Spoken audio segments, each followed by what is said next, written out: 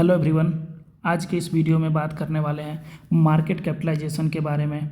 Market capitalisation का formula देखेंगे।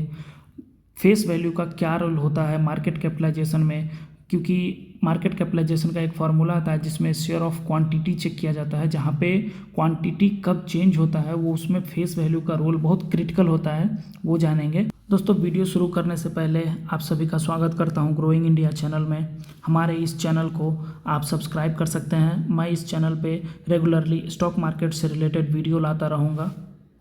आप हमारे चैनल को सब्सक्राइब कर दीजिए, लाइक कर दीजिए और अपने दोस्तों के साथ शेयर कीजिए। तो चलिए वीडियो शुरू करते हैं दोस्तों, स्टॉक मार्केट में कंपनी के साइज के बारे में जानने के लिए हमको सबसे पहले कंपनी का मार्केट कैपिटलाइजेशन समझना पड़ेगा कि कोई एक कंपनी है, वो कंपनी कितना बड़ा है। वो जानने के लिए हमको मार्केट कैपिटलाइजेशन जानना पड़ेगा। उसी के बेसिस पे हम बता सकते हैं कि ये कंपनी कितना बड़ा है, मिड कैप है, स्मॉल कैप है, कितना करोड़ का कंपनी है। उसका एक फार्मूला होता है मार्केट कैपिटलाइजेशन का, जो share price into total number of share होता है, और इससे कैलकुलेट हो जाता है हमारा मार्केट कैपिटलाइजेशन। और मार्केट कैपिटलाइजेशन इसलिए जानना भी ज़रूरी होता है कि आप कंपनी के रिस्क को एनालाइज कर सकते हैं कि एक कंपनी है, अब मान लो वो कंपनी कितना बड़ा है, उसके बेसिस पे हम डिसाइड कर सकते हैं इस कंपनी में रिस्क कितना है। जितना बड़ा कंपनी रिस्क उतना कम, और जितना छोटा कंपनी होता है रिस्क उतना ज़्यादा होता है। क्योंकि आप इसका इम्पोर्टेंस इससे अंदाज़ा लगा सकते हैं दोस्तों कि कंपनी का साइज बहुत इम्पोर्टेंट रखता है शेयर मार्केट में एनालाइज करने के लिए। सबसे बेसिक चीज़ है दोस्तों ये, इससे बेसिक कुछ भी नहीं मिलेगा आपको। अगर आप एनालिसिस करना स्टार्ट करते हैं किसी भी स्टॉक का, तो सबसे पहले आपको साइज देखना पड़ेगा कंपनी का कि कितना बड़ा कंपनी है। 1000 करोड़, 2000 करोड़, 10,000 करोड़, लाख करोड़, कितना बड़ा कंपनी है। और जितना बड़ा कंपनी होता है ना, रिस्क उतना कम होता है कंपेरेटिवली। अगर जितना छोटा कंपनी है उसका रिस्क बहुत ज़्यादा होता है। कुछ फार्मूला से हम लोग समझते हैं कि मार्केट कैपिटलाइजेशन कैसे कैलकुलेट किया जाता है। ये मार्केट कैपिटलाइजेशन जो आपको यहाँ पे दिख रहा है लेफ्ट साइड में, ये आपको रेडीमेड वैल्यू मिल जाएगा। स्क्रीनर के वेबसाइट पे जाइएगा, आपको मिल जाएगा। मैं एक डिस्क्लेमर दे देना चाहता हूँ कि इस वीडियो में जितना भी हम स्टॉक का नाम लेने वाले हैं वो कोई रिकमेंडेशन नहीं है। आप बाई करो, सेल करो, आपका डिसीजन होगा। मैं बस एग्जाम्पल के थ्रू आपको समझाने का कोशिश कर रहा हूँ। अब समझते हैं कि मान लो कोई कंपनी का शेयर प्राइस 1000 है और उसका टोटल क्वांटिटी जो है उसका 10 करोड़ है। तो इसका जो मार्केट कैपिटलाइजेशन है ये हो जाएगा टोटल 10,000 करोड़। तो ऐसे हम लोग कैलकुलेट कर सकते हैं मार्केट कैपिटलाइजेशन। लेकिन ज़रूरी नहीं है कि ये जो क्वांटिटी है, मतलब आउटस्टैंडिंग शेयर, इसका मतलब बेसिकली सिंपल समझो कि quantity, total number of quantity, एक कंपनी के पास कितना शेयर है, ये हमेशा फिक्स्ड होता है। ऐसे हम बोल सकते हैं कि हमेशा फिक्स होता है, लेकिन कभी कभी इसको चेंज किया जा सकता है। वो चेंज होता है फेस वैल्यू के ऊपर। आप ये फेस वैल्यू क्या होता है, जब भी एक नया कंपनी आईपीओ के थ्रू अपना मार्केट में लिस्ट होता है, उस टाइम पे जो बड़ा बड़ा बैंकर होता है ना, वो लोग डिसाइड करते हैं कि इस कंपनी का कितना क्वांटिटी होना चाहिए, और वो क्वांटिटी डिसाइड किया जाता है फेस वैल्यू के ऊपर। अब ये फेस वैल्यू क्या हो सकता है, 10, 5, 2, 1, ऐसे ही रहता है। फेस वैल्यू जनरली ऐसे रहता है।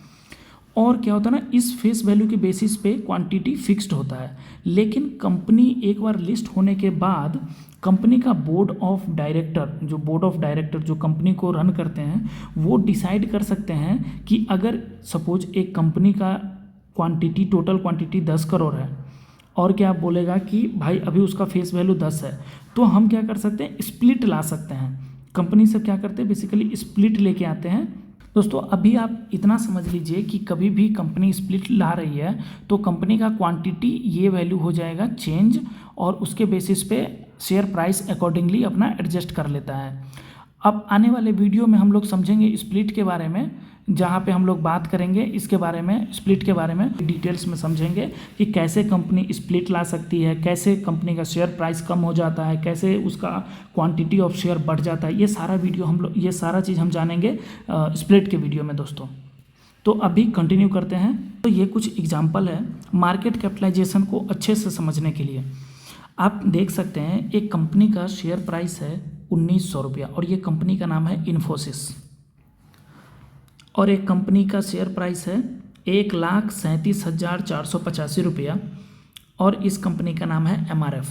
तो जनरली क्या होता है ना, जिसको मार्केट कैपिटलाइजेशन के बारे में पता नहीं होता है वो लोग क्या करते हैं कि शेयर प्राइस के बेसिस पे कंपेयर कर लेते हैं कि एज ए लाइक नए इन्वेस्टर सब ऐसे ही होते हैं। हम भी शुरू में ऐसे ही थे, हम भी शेयर प्राइस के बेसिस पे कंपनी को कंपेयर कर लेते थे कि इसका शेयर प्राइस ज़्यादा है तो ये बड़ा कंपनी है, इसका शेयर प्राइस कम है तो ये छोटा कंपनी हो गया। लेकिन ऐसा नहीं होता है, हम लोग को कंपेयर करना होता है मार्केट कैपिटलाइजेशन के हिसाब से। होता क्या है कि इस MRF का मार्केट कैपिटलाइजेशन 58,000 करोड़ है, ये क्या मतलब 1000 करोड़ हो गया। और इस इन्फोसिस का 8 लाख करोड़ है, तो इसका समझो कितना गुना ज़्यादा ये कंपनी है। तो ऑफ कोर्स ये जो मार्केट कैपिटलाइजेशन है इसके बेसिस पे हम बता सकते हैं। एक और एग्जांपल से समझते हैं, एक कंपनी है ITC जिसका शेयर प्राइस है 513 रुपया और एक कंपनी है पेज इंडस्ट्री, जॉकी वाला जो कंपनी है वो, ये कंपनी का नाम है पेज इंडस्ट्री। इसका शेयर प्राइस है 43,000 रुपया। तो इसके बेसिस पे हम लोग भी जनरली बोल देते हैं कि ये कंपनी का शेयर प्राइस ज़्यादा है तो ये बड़ा कंपनी होगा, लेकिन ऐसा कुछ नहीं है। इसका मार्केट कैपिटलाइजेशन क्या है, 48,000 करोड़ है और इसका मार्केट कैपिटलाइजेशन 6 लाख करोड़ है। तो ये कंपनी ऑफकोर्स बड़ा हो गया। ये बस मैं एग्जांपल के लिए बता रहा था ताकि आप लोग समझ सकते हैं कि मार्केट कैपिटलाइजेशन के बेसिस पे हम लोग कैसे स्टॉक को कंपेयर कर सकते हैं कि कौन स्टॉक बड़ा है, कौन स्टॉक छोटा है। अब हम लोग जानेंगे टाइप्स ऑफ मार्केट कैपिटलाइजेशन, कितना प्रकार का मार्केट कैपिटलाइजेशन होता है वो समझते हैं। टाइप्स ऑफ मार्केट कैपिटलाइजेशन में आप ये समझ सकते हैं, मैंने बताया था कि जितना बड़ा कंपनी है रिस्क उतना कम है। तो सबसे पहला टाइप हम लोग समझते हैं ये लार्ज कैप है ना, जिसमें बड़ा बड़ा कंपनी, जितना निफ्टी 50 का जो निफ्टी 50 के अंदर जो 50 कंपनी है वो सारा का सारा लार्ज कैप कंपनी है। और भी बहुत सारा क्राइटेरिया होता है लार्ज कैप का। आप देख सकते हैं किसी भी कंपनी का 20,000 करोड़ से ज़्यादा अगर मार्केट कैपिटलाइजेशन है तो हम लोग उसको लार्ज कैप बोल सकते हैं। ऐसा इमीडिएटली भी नहीं बोल सकते हैं। क्या होता है कि मिड रेंज में होता है 30,000 या 40,000 करोड़ के आसपास जो कंपनी होता है, ये सब भी एक मिड रेंज में ही बोल सकते हैं, मतलब early phase of large cap बोल सकते हैं। जो बनने जा रहा है in the future large cap बन सकता है, बट उसको मिड रेंज में ही बोल सकते हैं, मिड कैप स्टॉक बोल सकते हैं। लार्ज कैप हम लोग बोल सकते हैं Reliance, TCS, Infosys, HDFC bank, ये सब बहुत बड़ा कंपनी है, ये सब लार्ज कैप कंपनी है। नेक्स्ट है दोस्तों मिड कैप। मिड कैप क्या होता है, रिस्क के मामला में थोड़ा सा हाई रिस्क होता है as compared to large cap, लेकिन इसमें क्या होता है ना, ग्रोथ का अपॉर्चुनिटी होता है। लार्ज कैप में क्या होता है ना कि एक कंपनी ऑलरेडी बड़ा बन गया है। मान लो अब HDFC बैंक है, HDFC इंडिया का सबसे बड़ा बैंक है, उसका मार्केट कैपिटलाइजेशन 10-15 लाख करोड़ के आसपास है। अब उतना बड़ा कंपनी को ग्रो करने के लिए, मान लो 10 लाख करोड़ का कंपनी है, अब उसको ग्रो करने के लिए 11 लाख के लिए बहुत बड़ा बिजनेस लाना पड़ेगा। तो वो क्या होता है ना, ग्रोथ होता है ना उसमें, वो धीरे धीरे धीरे धीरे धीरे बढ़ता है। लेकिन जो छोटा कंपनी होता है, जो मिड कैप होता है, उसमें थोड़ा ग्रोथ ज़्यादा होता है। वो मतलब 20,000 से 30,000 करोड़ भी हो सकता है, 40,000 करोड़ भी हो सकता है। तो कंपनी बड़ा बनने का उसमें पोटेंशियल ज़्यादा होता है और उसमें क्या होता है ना, थोड़ा सा रिस्क कम होता है as compared to small cap. अब क्या होता है, लेकिन ऐसा नहीं है कि इसमें रिस्क नहीं होता है। ये जो मिड कैप कंपनी है इसमें क्या होता है कि गिरावट 20%, 10%, 30% ऐसे ईजिली गिर जाता है। ये सबको मतलब उतना थोड़ा सा भी मार्केट कंसोलिडेट करता है। एक क्वार्टर का रिजल्ट मान लो अगर ख़राब हो गया तो ये कंपनी नीचे आ जाता है। और ये कंपनी जनरली 5,000 से 20,000 करोड़ के जो रेंज होता है उसमें हम लोग बोल सकते हैं ये कंपनी एक मिड कैप रेंज का है।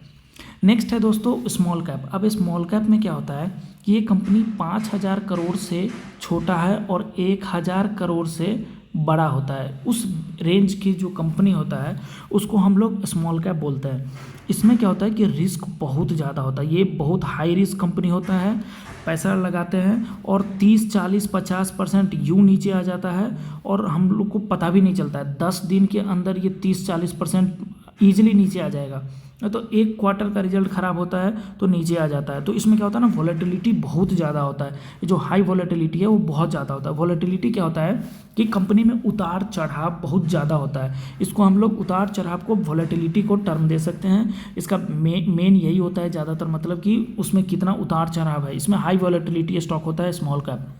और दोस्तों सबसे डेंजर कैप जो होता है ये एक माइक्रो कैप होता है। माइक्रो कैप उसको बोलते हैं जिसका कंपनी का मार्केट कैपिटलाइजेशन 1000 से कम है, 500 करोड़, 700 करोड़, ये कंपनी सब क्या होता है ना, इस समय ग्रोथ बहुत होता है, लेकिन एट द सेम टाइम कल जाके कंपनी रहेगी या नहीं रहेगी कोई जानता नहीं है। आज वो कंपनी बिजनेस कर रहा है बहुत बढ़िया, लेकिन कल वो डूब भी जाएगा, कंपनी कोई जानवे नहीं करता है। माइक्रो कैप में क्या होता है, रिस्क बहुत ज़्यादा होता है। आप जितना वेरी वेरी वेरी वेरी लगाना है ना उतना लगा सकते हो, रिस्क उतना ज़्यादा होता है। स्पेकुलेटिव भी बोल सकते हैं कि क्या होता है कि इसको मतलब कंट्रोल करते हैं, मतलब क्या होता है ना, बहुत छोटा कंपनी है, साइज में 1000 करोड़ कोई बड़ा नहीं है, मतलब बहुत छोटा अमाउंट है 1000 करोड़।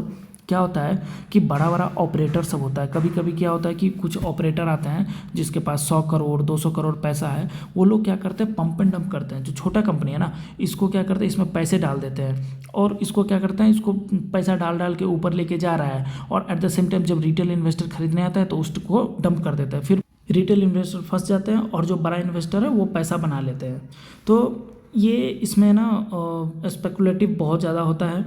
दूसरा क्या है, ये बहुत हाई वॉलेटिलिटी स्टॉक होता है। हाई वॉलेटिलिटी मतलब इसमें इतना उतार चढ़ाव होता है ना कि इसमें अपर सर्किट और लोअर सर्किट का गेम चलता है दोस्तों। आप अगर मान लो पैसा डाल भी दिए हो ना, तो आप बेचने के लिए ना आपका कोई बायर नहीं रहता है, मतलब आप जब बेचोगे ना तो कोई बायर रहेगा तभी तो आप बेच पाओगे।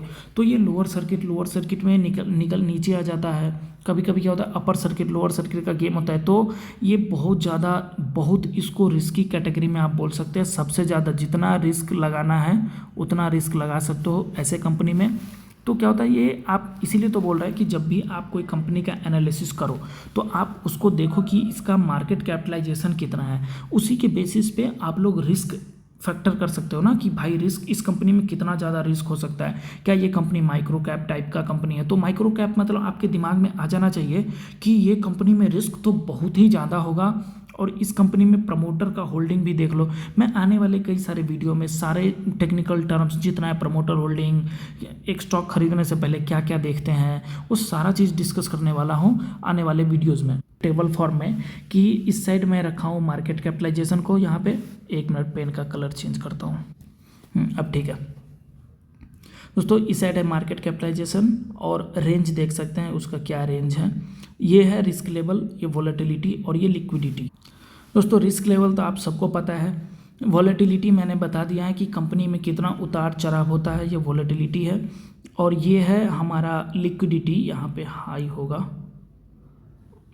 ये लिक्विडिटी क्या होता है कि कंपनी के अंदर बायर और सेलर कितना है नहीं है। क्या होता है ना कि अपर सर्किट लोअर सर्किट वो चलता है, जो जिसका लिक्विडिटी बहुत कम है कंपनी में, उसमें अपर सर्किट लोअर सर्किट, क्योंकि बड़ा बड़ा लोग जो होता है पैसा लगा देते हैं और जितना भी स्टॉक बिकने और सारे खरीद लेते हैं, तो उस क्या होता है ना अपर सर्किट में चला जाता है, क्योंकि उसमें बायर सेलर सबका कंट्रोल कर सकता है। मतलब जिसका भी लिक्विडिटी कम होता है उसको मतलब हम लोग हाई कैटेगरी के रिस्क में डाल सकते हैं। टेबल देख के आप लोग ये समझ सकते हैं कि एक लार्ज कैप कंपनी है, उसमें रिस्क बहुत कम होता है, और ये क्या है ना कि वॉलेटिलिटी मॉडरेट होता है और लिक्विडिटी हाई होता है। तो मतलब खरीदने बेचने वाले हमेशा आपको मिलेंगे।